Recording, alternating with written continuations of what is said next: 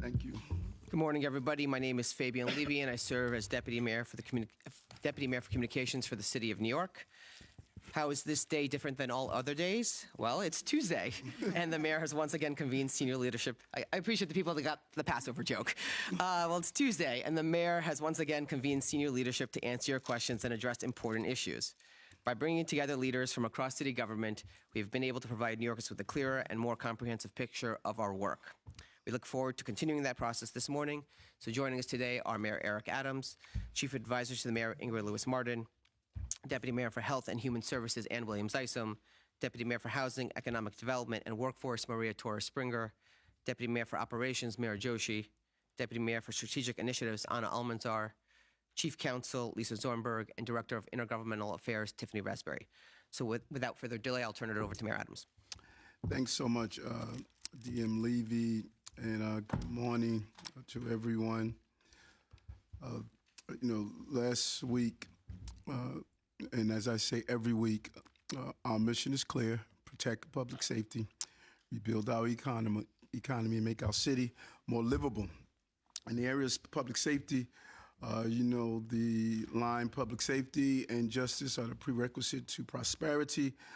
Overall crime continues to go down here in New York City as we continue to be the safest big city in America. And Robbie, you should show that bar. I always like seeing that bar graph. Homicides, shootings, burglary, and car thefts are still down by double digit. You see that little orange over there? That is New York City. And all those other big cities, we are the safest big city in America. And as we are going to build on that success, because we can't go backwards, and I'm not going to let that happen. This weekend, we announced an investment in public safety by adding 2 additional NYPD Police Academy classes this year.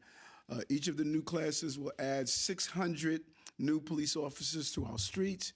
When you add the 2 police classes that have already started, that brings the total number of NYPD recruits to 2,400 this year. That will mean more officers on the street and our subways ready to respond and drive crime down even further. It is a critical investment. Nothing brings us a greater level of comfort than having that blue uniform. It's a symbol of safety and stability, and we're looking forward to this. But this administration, as I always state, we take a holistic approach to public safety, and that's why we're looking at what we can do to help victims of crime, including crimes that do not happen in public view. Last week, we were very proud to announce a new pilot program to provide housing for domestic violence survivors. The initiative is called Project Hope, something that Deputy Mayor Williams Isom has advocated for quite some time. The pilot program provides housing assistance to 100 domestic violence survivors and their families living in shelters. We also announced expansion to eligibility for supportive and affordable housing units for survivors of domestic violence, minimizing the amount of time they spend in shelter and significantly increasing the permanent housing options available to them. That's our commitment to public safety, and we will continue to do so, preventing and driving down crime, increasing officers out on patrol, and supporting victims and survivors who have experienced trauma. When you look at the economy, we know if crime is down, you know the other sentence. Katie, you want to say it together? Jobs are up.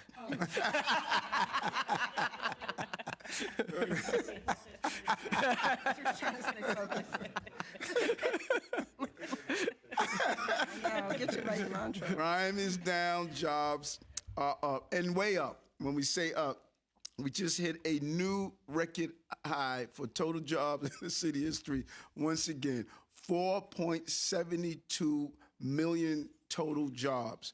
We have a record high of 62% participation in the labor force, and that means more people are looking for jobs and more people are succeeding in finding jobs.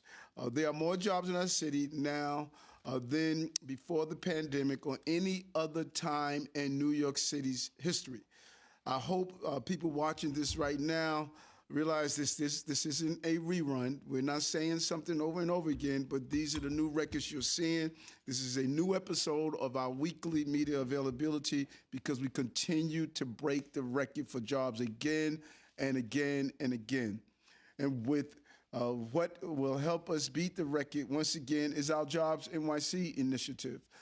Deputy Mayor Anna Amazar has been leading this initiative. We've been on the ground with this initiative. This month is the second month we will have held Jobs NYC hiring hall events throughout the 5 boroughs. We were in Staten Island last Friday, and we'll be hitting up each additional borough over the next week with these hiring halls. It was in a great partnership. Started out with the Executive Director Henry Garrido over at DC 37, something that he shared with me on the campaign trail, and we continue to focus on it.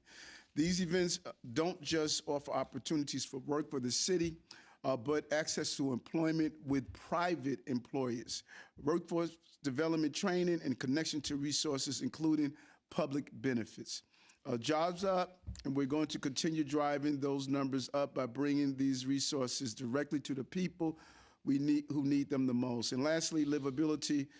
Yesterday, I like to say, was Mother's Day. Some of you may say Earth Day.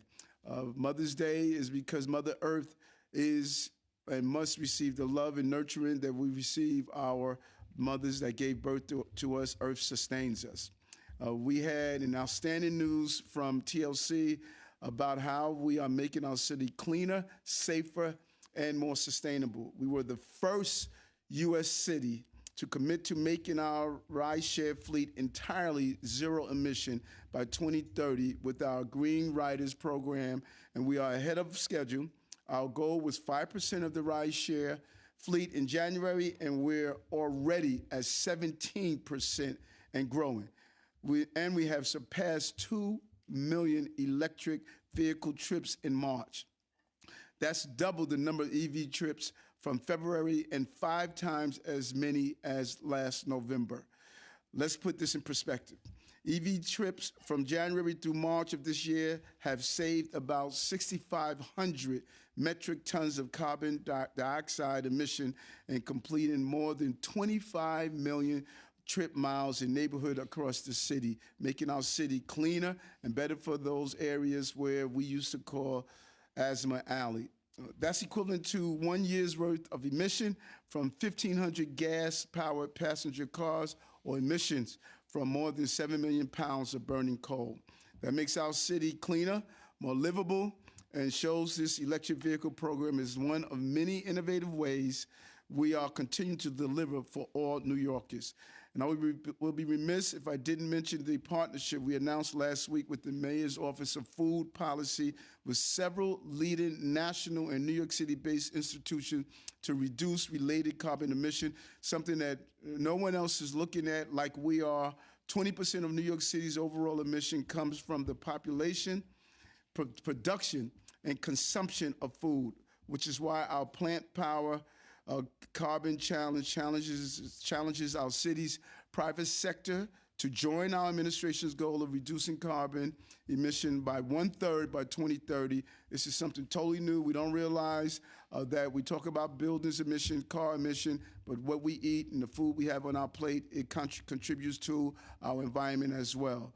We believe that New York City is leading the way in reimagining our food system, but we can't do it alone. We wanted to bring our partners on board, and that is what we've done. Turn it over to you, DM. Thank you. We won't do the wicked son or the wise one today, but we'll go with questions.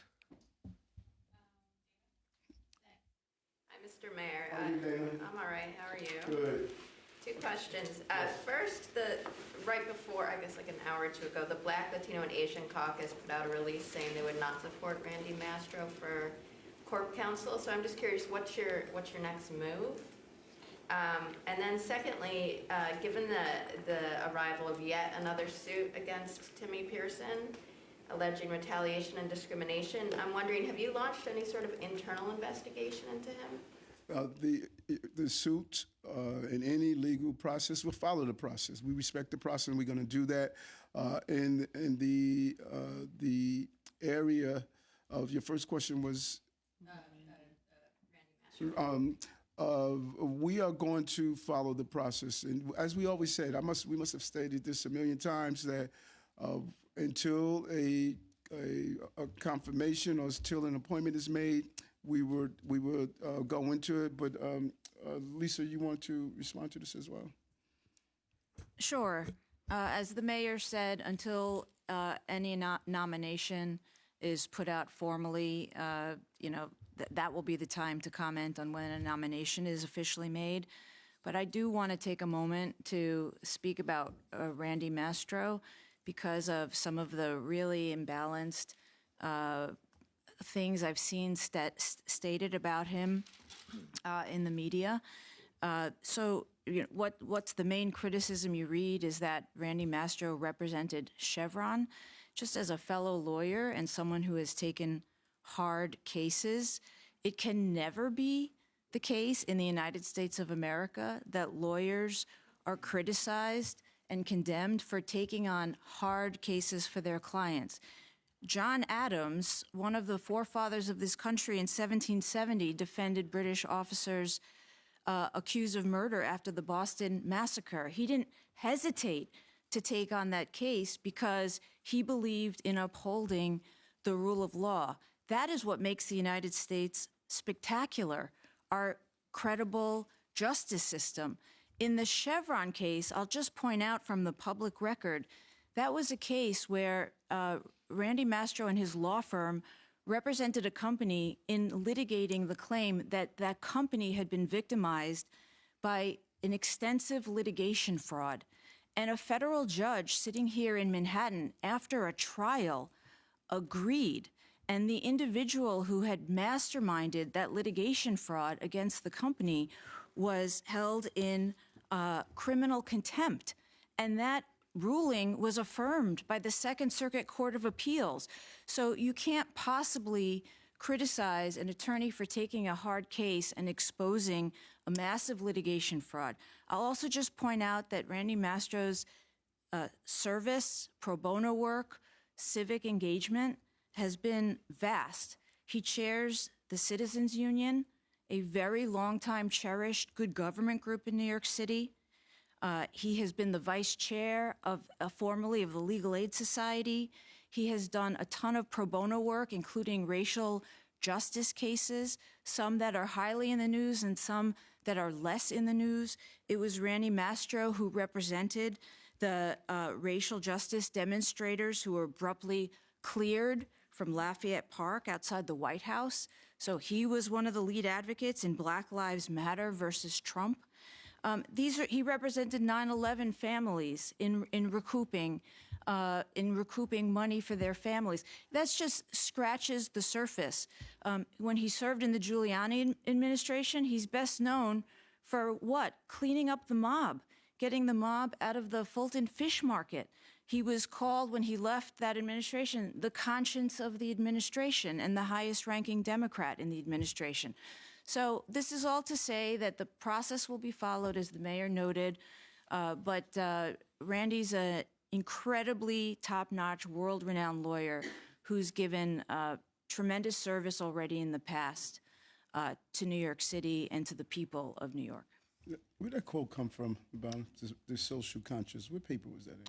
I believe it was the New York Times. Oh, okay. But you know what, Lisa, you just touched on something that is really interesting. To go after an attorney based on the cases they represent is a slippery slope. We cannot say everyone has the right to due process, and that it is important that they have their day to be represented.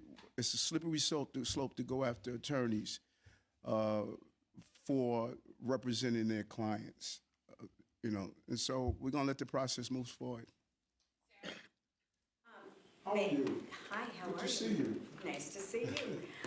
Your administration changed the policy on survival benefits in July of 2022, but for years, ACS diverted money meant for foster children to the agency, and there are now calls to give that money back.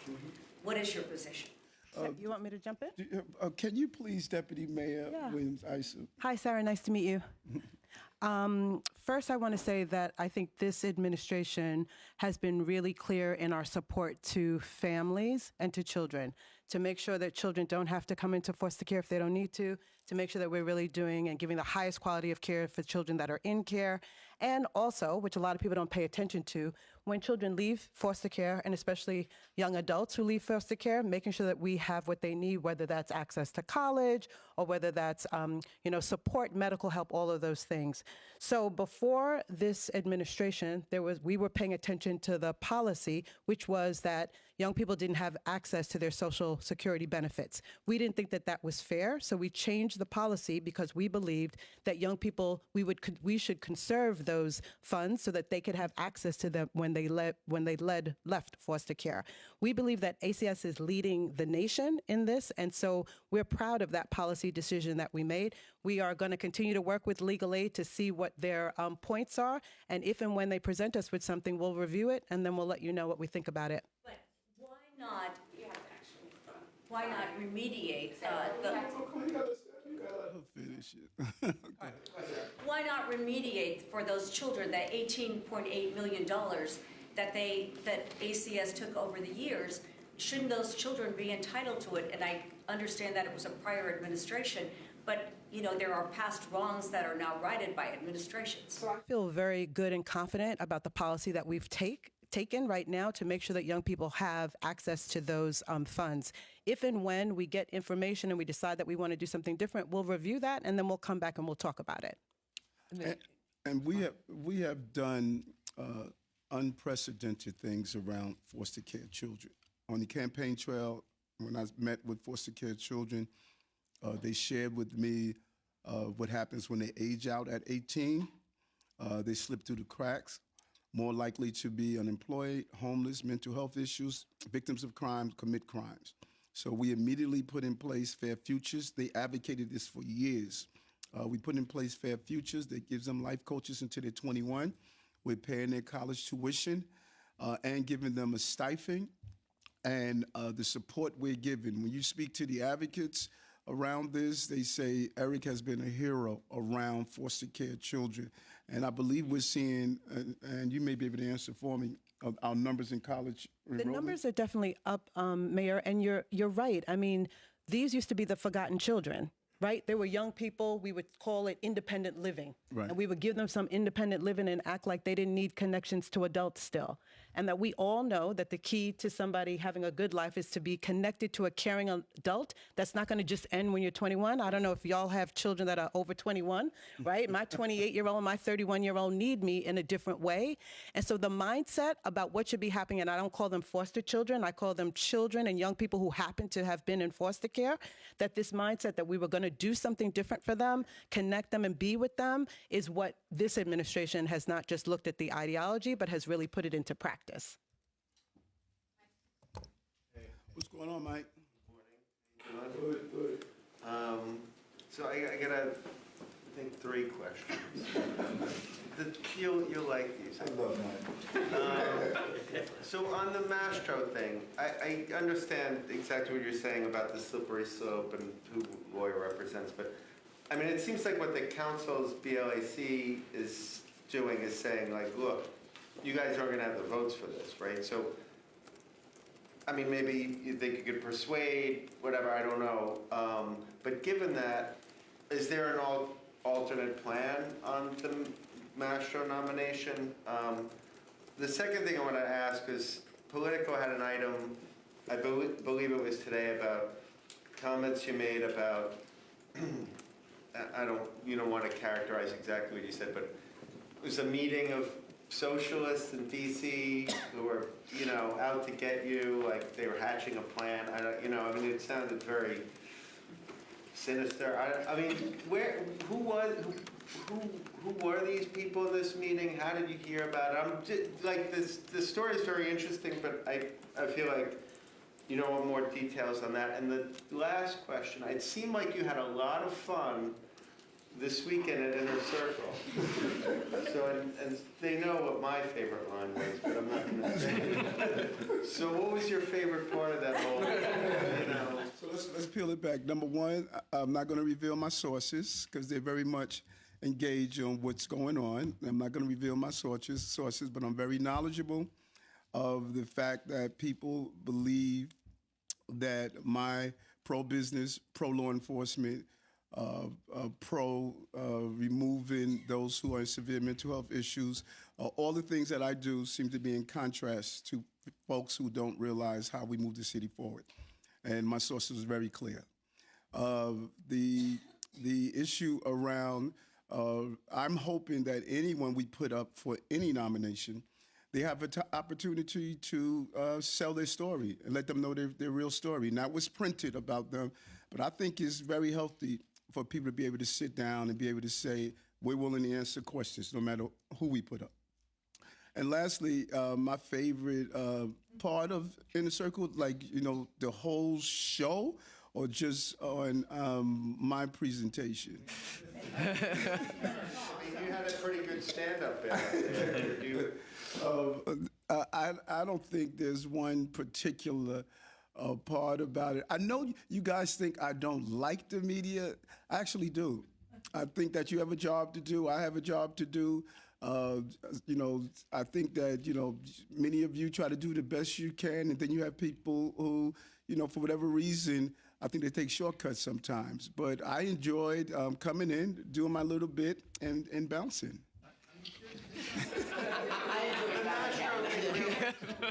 I mean, you feel like you can persuade on Mastro. Like, that's not the nomination, that's not like a dead in the water thing, given what the BLAC put out today. I'm sorry. On Mastro, that's still something you guys are pursuing as far as nominating. We have to fill our positions, and we think whatever position we have to fill, we are going to. I hope that people say, well, sell why you should be any position. Why you should be the corp counsel, any position. And I think that's what he should have an opportunity, or whomever we put up should have an opportunity to do. Sell why you should be, and answer questions. That's the beauty of this. There oftentimes someone answer a question, and you're having a moment of, okay, I didn't know that. And I think what Lisa just rattled off, it's a pretty impressive. That's a pretty impressive list of things that he has done. I think one thing I didn't even cover the full list. I mean, in addition to, you have to just understand, in addition to being former vice chair of Legal Aid Society, he's a former board member of CUNY, of YMCA, of Sanctuary for Families, of the Children's Museum, of Hale House. It just goes on. There's just a tremendous record. I think that first one that you just said was pretty important. Vice chair of Legal Aid. Yep.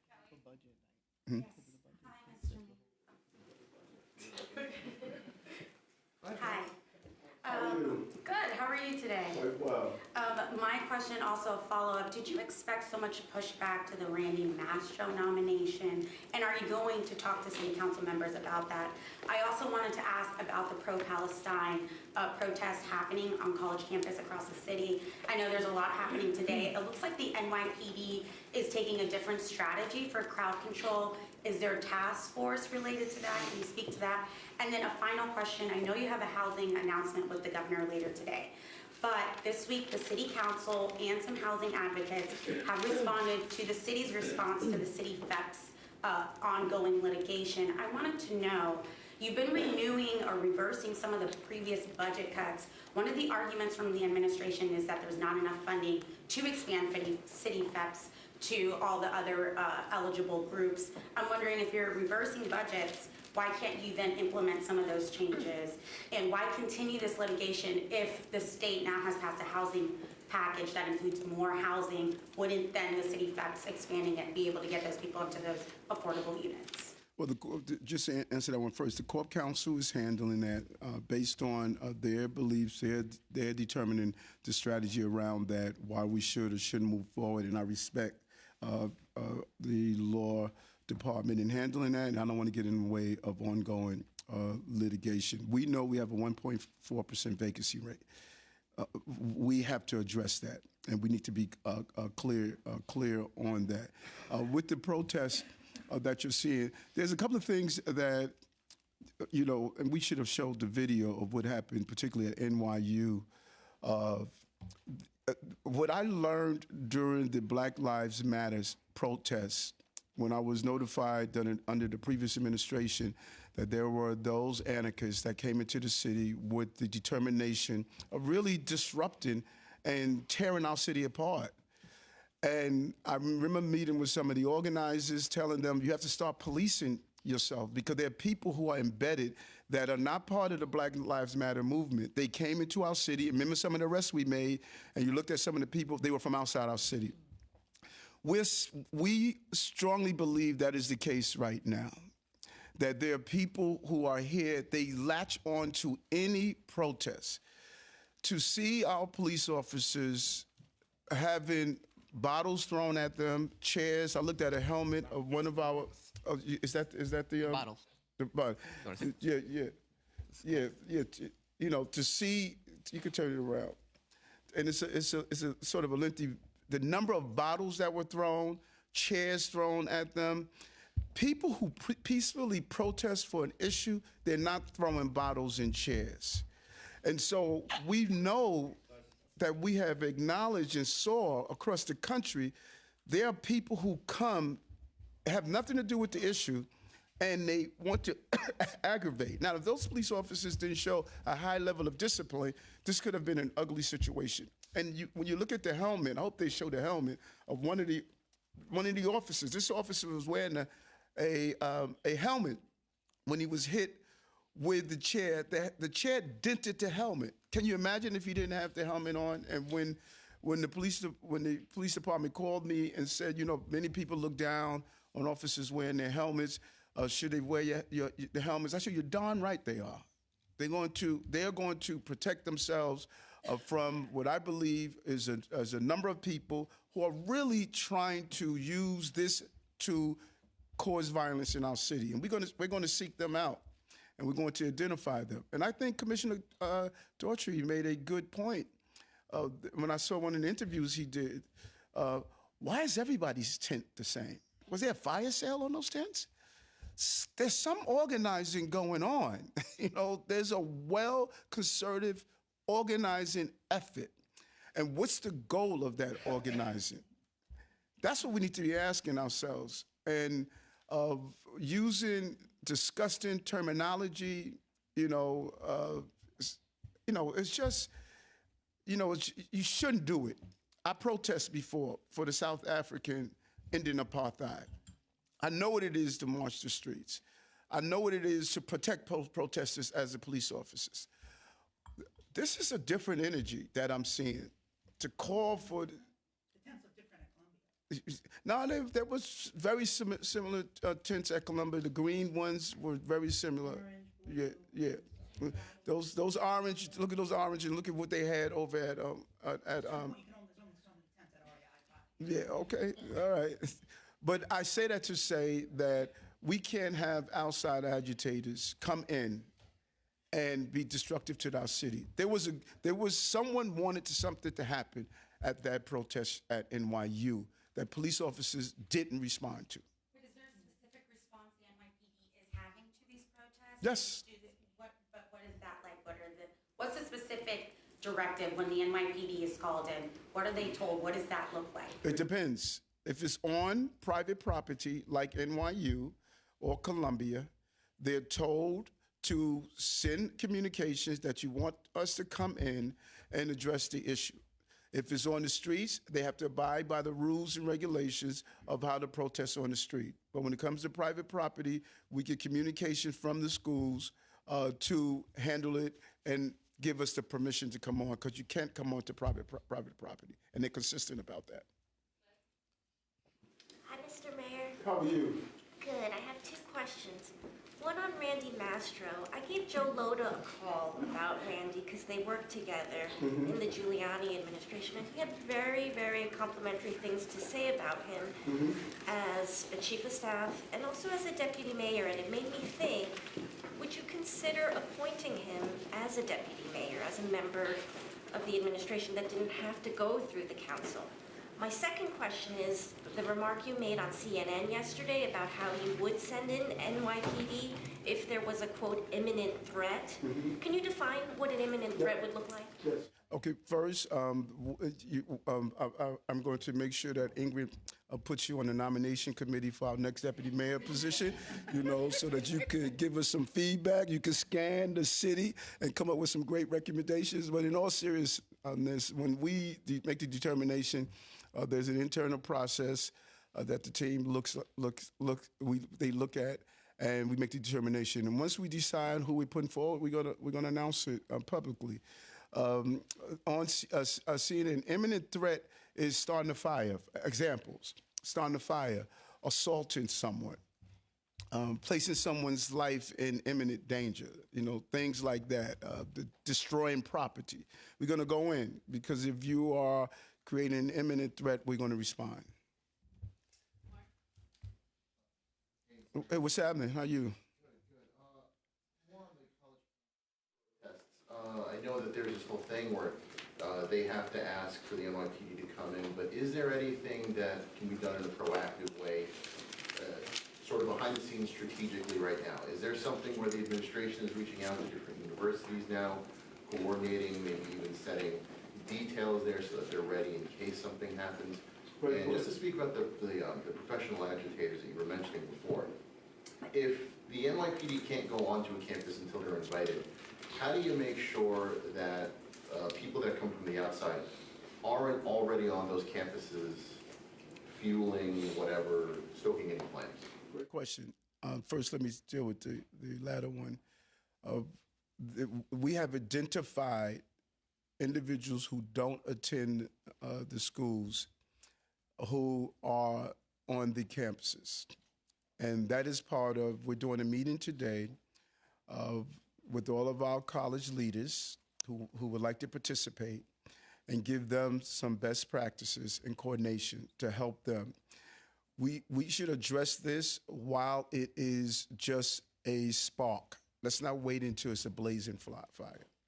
That's the goal, and that's what we want to do because the college campuses are there to educate. Who's have thought they were going to wake up and have to deal with an issue as volatile as this? And so in fairness to them, they want to create the right atmosphere for students, and all of a sudden they're thrown in the middle of this entire role. And, hats off to them. It's a challenge. This is not easy. And they are willing to coordinate, and we're going to sit down with them and give them our professional opinion on how to alleviate this from reaching that level, to allow peaceful protest. This is a country that strongly believes in First Amendment rights. This is something we believe in, and I would be a hypocrite if I state that people should not protest. I did over and over again, as a young person, but it has to be done. I believe, number one, you can't break the law, like throwing bottles and chairs, but number two, it's not illegal, but it's immoral to call for destruction of anyone. I would be furious if someone was marching calling for death to black people. I would be furious. And I would say, how dare they able to do this in our city? But in actuality, as much as hateful as it is, you are allowed to do that in the city. That is what the city allows. Now, someone can come in your face and harass you and menace you. Now you're breaking the law. You crossed the line. I would also point out. Yeah. Are you gonna give these identification of these folks to the universities, or? We're going to use intel the best we can. We're going to tell universities to use their security personnel to make sure that people who don't attend their schools are not coming on their campus. We're going to be as informative as we possibly without crossing the line to make sure the security personnel at the schools prevent those from coming on the campus who are not there. If you're not there for education, then why are you there? You can't be there for disruption. I would also point out, Mark, just to reiterate, obviously the mayor said what we're doing today with different universities and colleges, but yesterday, First Deputy Mayor Sheena Wright was at the university meeting with the president of Columbia and the governor Chief Counsel Zornberg and I, as well as Commissioner Iskol and our Jewish advisors, were at there. We were talking to the rabbi of Chabad, of Hillel, to students on campus. We just went around and talked to folks. So we are definitely trying to back channel as well. We'll let you know. Hey, how are you? Good to see you. I'm well. So, Mr. Mayor, I have two quick questions. First question is, everyone thought mayoral control in the budget was dead. Like, it just was not possible for it to come back. And I think we all would have lost bets if we had bet on it. But it passed, it's in the budget. And and congratulations to both Tiffany and Ingrid because they got it done. Thank you. But Mr. Mayor, I have a question regarding the part about class sizes and how do you expect the city is going to pay to build, because that's what you're going to have to do is build new schools, to be in compliance with the unfunded mandate. Where is that money going to come from? So that's my first question. And then my second question is for Deputy Mayor Almanzar. First of all, I'm glad you are sharing the history. We sat here,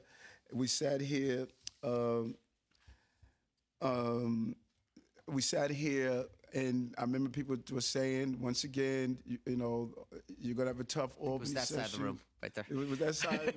Was it Jeff, Fabian, Levy, Colton? You know, and we should play that tape. You know, I said it's going to be all right. I knew who I was sending to Albany. I knew what they were going to do. I know the capabilities of Ingrid and her ability to land a plane. I know the organizing structure of Tiffany and the relationships of how people will pick up their calls. And so I know you highlighted mayor accountabilities in the budget, but if I'm not mistaken, we got everything we wanted. Housing, cannabis, mayor accountability, the whole list, you know, that Debt ceiling. raising the debt ceiling, right? I forgot about that. That's going to help answer your question. Right. And so we were able to, and I said this before and I continue to say, the governor, Speaker Hasty, Majority Leader Andrew Stewart Cousins, they basically said to their teams, you guys have gone through a lot. And not only have you gone through a lot, you brought the city through a lot. We want to help. They were very clear. I remember Tiffany telling me, Speaker Hasty saying, we're not going to hurt the city. And, you know, people said it was dead. They were playing taps. That was the cavalry. And we were able to deliver for the people of the city of New York because the lawmakers up there were able to make these tough decisions. And my hat off to them. They did it. If they did it 2 times already, I was saying, why wouldn't they do it the third time? And they did. And so when you look at this, we have a law to follow. Jock has to do what he had to do previously. Once we're given our marching orders, we have to follow them. And if the lawmakers in Albany made the determination we had to do something, we're creatures of Albany. We're going to follow, and we have to get it done to the best of our abilities and keep asking them for as much help as possible. And I can just add on class size. One of the wins we got in increasing debt capacity includes an additional $2 billion that is tied to investing in increasing the construction that needs to happen to ensure that we have the right number of classrooms for students. Authority will have the money to build these new buildings, these new schools. Yes. And not all class size requirements are met through buildings. Sometimes they're met through reallocation of students and resources among schools. Yeah, and reallocation of students, I'm sorry. Sometimes it's met through understanding where there are class size availability and where there's overcrowding and ensuring that in some cases, not every, it doesn't work out. Most of it is done through construction, but I just want to make the point, it's not all done through construction.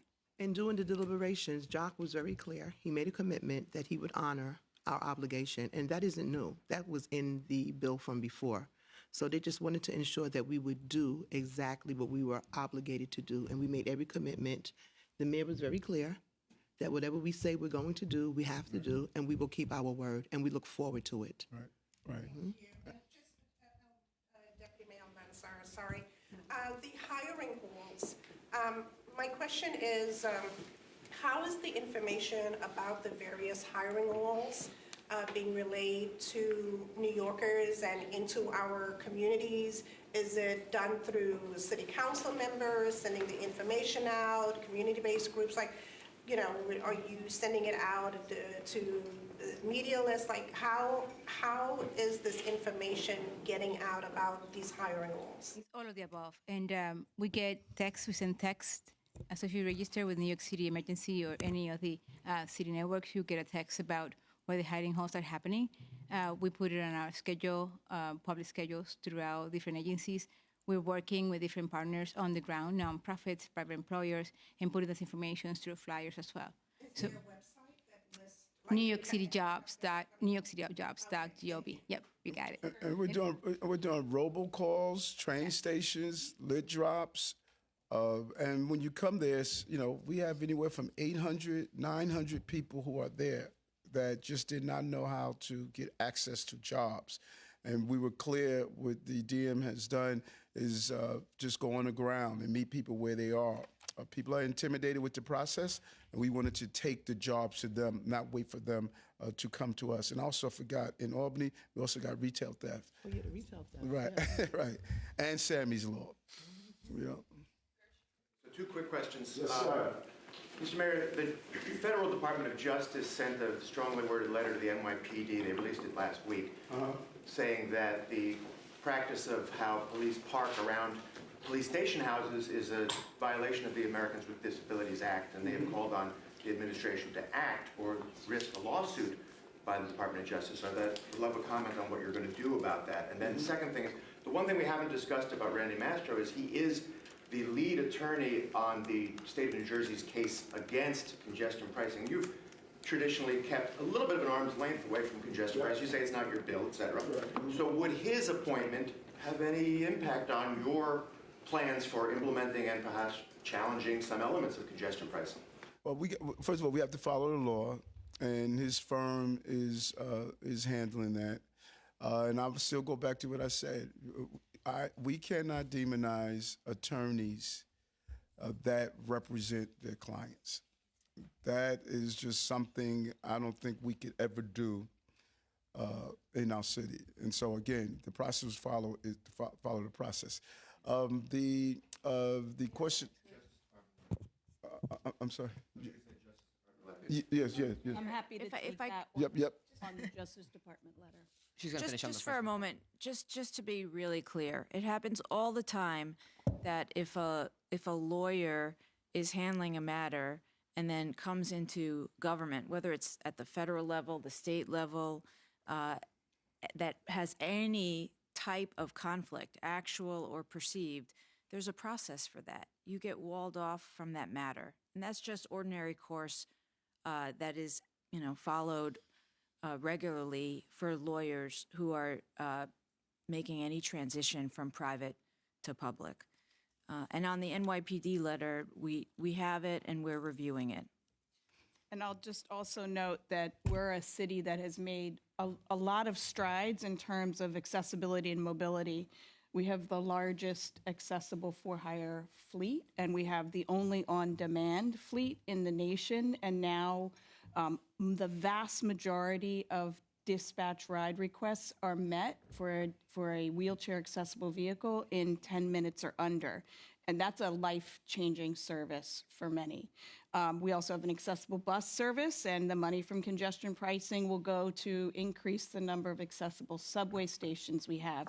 And on the actual streets, we have put in over 2,500 of the pedestrian signaling, so those with disabilities can press a button and get an audible a voice that tells them what color the light is and when to cross. And we've done almost 50,000 ped ramp upgrades, which again are a real service to people with disabilities as they get up from the street, crossing the street and up onto the sidewalk.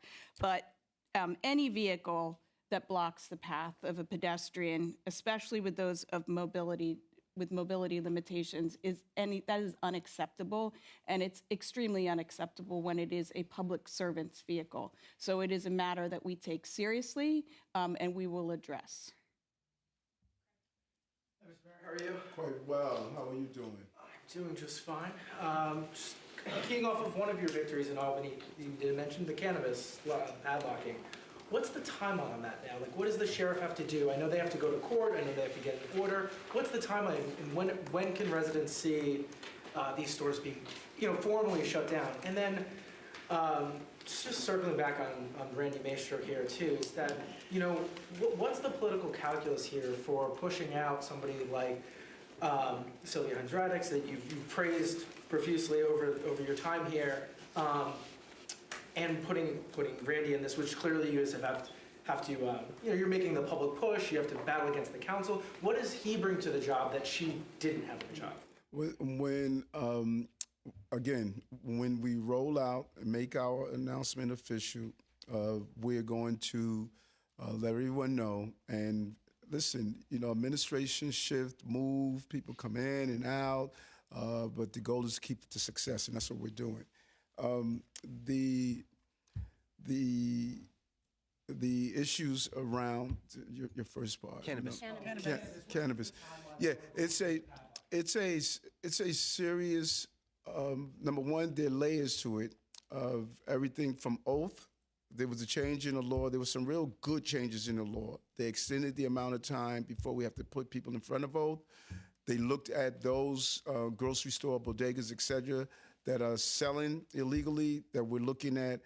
They could lose their lottery license, their liquor license, their cigarette license. That's very important.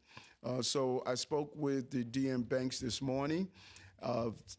Last month, I told NYPD team we need to do the same thing that Deputy Mayor Williams Isom has done around identifying locations in the city. We already have it mapped out. This is what she did with the encampments, and we're looking to do the same thing.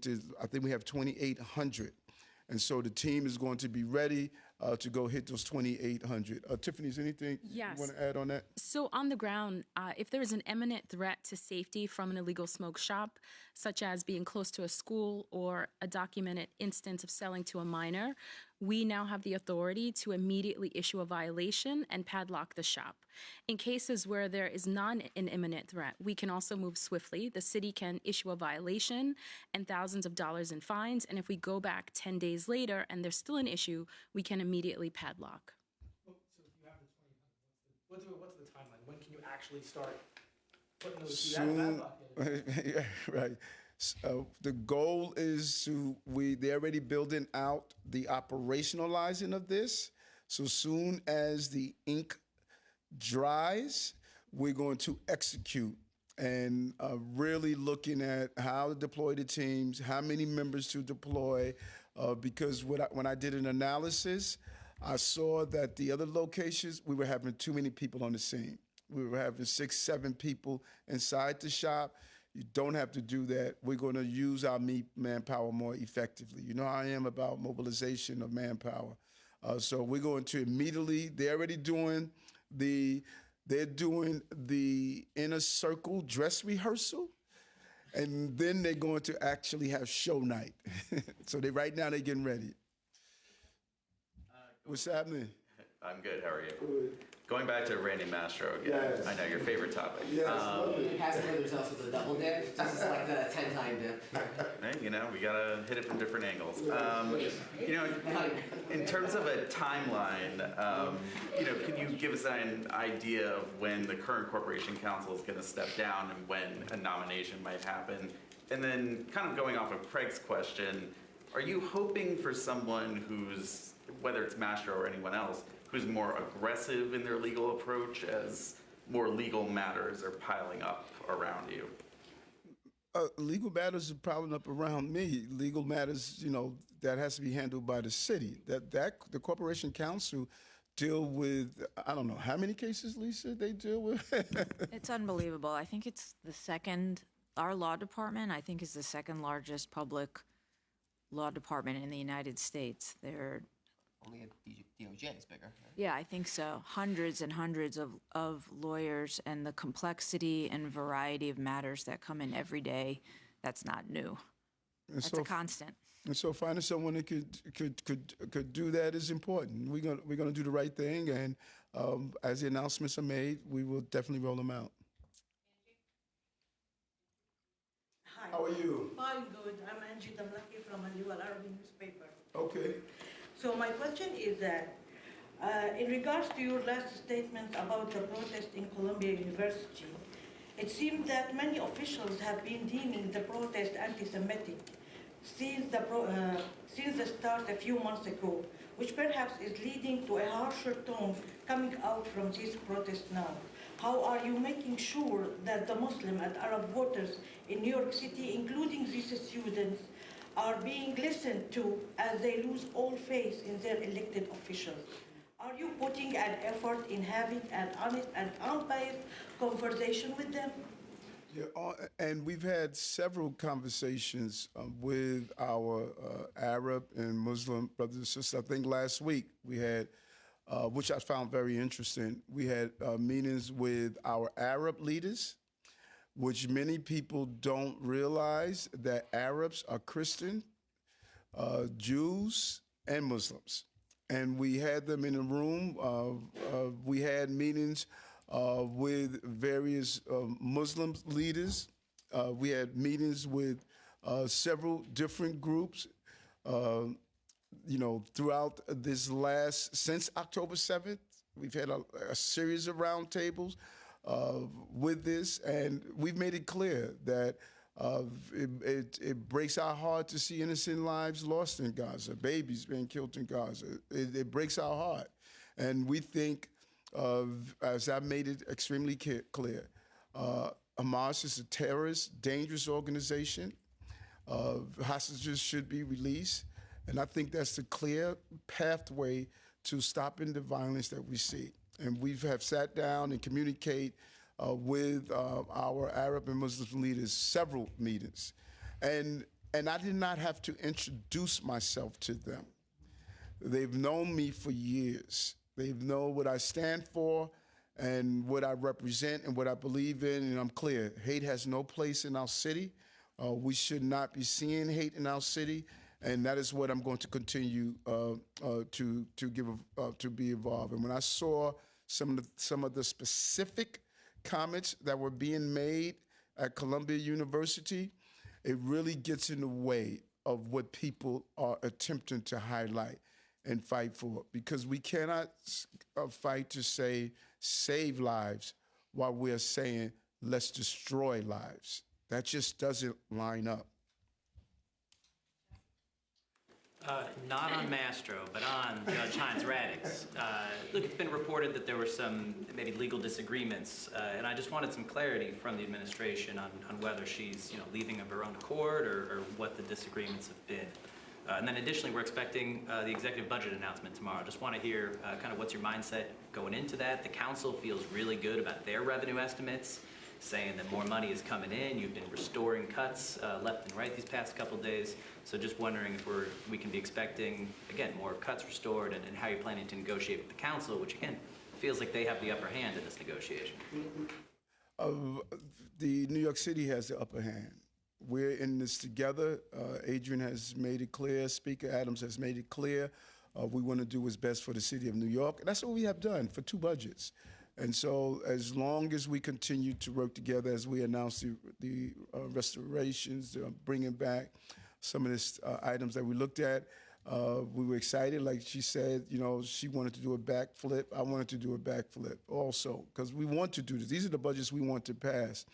And the announcement tomorrow, I got to call Jock because I told him to make sure he slipped you a copy of our presentation. He didn't follow that direction. I need to find out why not, But we're going to make the announcement tomorrow, and I think it's going to show that what we've done, what we're doing for the city is the right thing to do.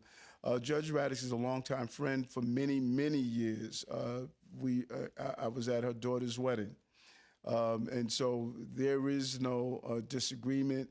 All of us are dealing with these issues that we're facing, and we're all doing the best we can to make them happen. Adams. What's going on? You know, same old. My question is briefly, and the two questions. The first is, sorry, it's about the judge and her departure. But I'm just curious. I know there's, as you said, there's hundreds, and this question's for Mrs. Warnberg, there's hundreds of cases, not just cases against you, but is there any disruption when someone leaves? And then my second question is about level 1 incidents at migrant shelters. But I don't know, is it any, you know, I know there's hundreds of people who work in the law department, there's hundreds of cases, but when someone at the top level leaves, is there any sort of disruption? What would that look like? I'll just say briefly that the law department is full of incredible, dedicated attorneys who work to represent the city every day in a whole host of complex matters. And the strength of any law department is the strength of the attorneys and their commitment to the mission all the way through. And having served, for example, I was at the U.S. Attorney's Office during a tumultuous period where Preet Bharara was fired, and then June Kim was fired, and then Jeff Berman was fired. I was chief of the criminal division under all three. So and that's not the situation here. But even in that extreme, very tumultuous situation, when you have dedicated government servants, many who have been at the law department years and decades, there is a sense of continuity and commitment that always carries through. And I'm sure that will be the, you know, that I'm sure that's no different with the law department. I see firsthand how many excellent, dedicated, longtime lawyers are in the law department. And you know what? I'm gonna just add to that. When our administration is over and done, you know, after the mayor's administration is done, some of those members will remain. So it's something that just keeps going. It's part of permanent government, and they're dedicated. So it'll be fine. Permanent government. And the second question is about, my colleague reported on the level 1 incidents at two of the waiting centers for asylum seekers, St. Bridget's and Bathgate up in the Bronx. Violence, punching and kicking, overcrowded waiting areas that sort of increase with the 30 and 60-day shelter limits. I don't know if the city, I don't know if Deputy Mayor Ann Williams-Eiston wants to comment on if there are any changes to that, or just comment on, I guess, concerns about what's going on in the waiting areas. GM Williams, I could go into it, but again, we pull off a miracle every day. 3,000 people at just Randall's Island alone. And they are patiently waiting for the next step on their journey. GM Aisha? Yeah, so Bathgate I don't think is open anymore. I can double check that. This is reporting from, you know, the FOIL office is not very quickly. Yeah, so it's, okay, so I haven't recently heard of any major incidents that are occurring. I think the mayor says this all the time, I'm always really surprised how humble and how patient people are, and how they're really clear that they're here for a short period of time, and we're going to do the best that we can with them to get them settled during that short period of time as they make their way to their next step of their journey. And by the way, last week we got 1,400 migrants, new migrants into the system. Hello, Mr. Mayor and Administration. First thing, I was wondering if you could comment on Donald Trump being in New York and declaring like a campaign that he's going to run here, and your thoughts on that. And also, I know you traveled to Miami yesterday, and there was many discussions. You met with global leaders, but there was a discussion about migrants. So I was wondering if there is anything you brought from Miami, and those people who left from New York to Miami are going to come back here. If they were smart, they will come back. I think it was great to hear from some of the experts in this area comment on what we're doing here. And we have become a leading voice under the work of DM Williams-Eiston and the entire team, and people recognize what we have done. And with the trial, you know, we have our criminal justice system does not change based on what city or state you're in. This is a system that's built on due process, and that's going to take place in the next couple of days. But do you have any comment on the fact that Donald Trump will make campaign stops, talk to people? He's talking about crime in New York City, and that's one of the fuel for his campaigning being here. No, not at all. You know, as long as, you know, as he's on the campaign trail, he could look at the bar graph that we showed that we're the safest big city in America. And I think that as long as we stay on message with that, we'll be fine. And so this is campaign season, so people are going to be campaigning throughout the city. I've been hanging out with you too much, 'cause I was thinking the exact same thing, given